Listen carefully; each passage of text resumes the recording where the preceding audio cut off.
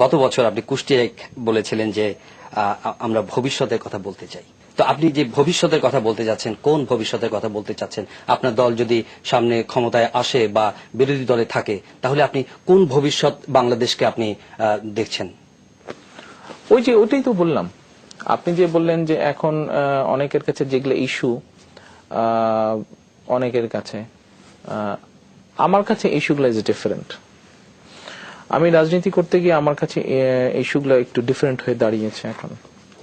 আমার কাছে ইস্যু হয়ে দাঁড়িয়েছে কিভাবে নদীর ভাঙন আমি রোধ করব।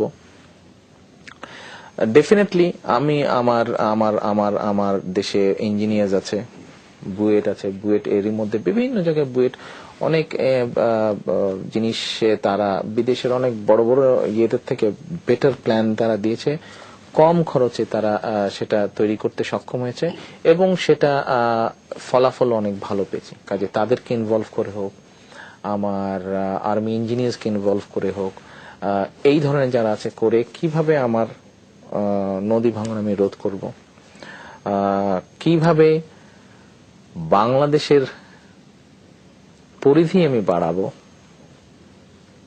সীমানাকে আমি বাড়াবো, this is a priority to me.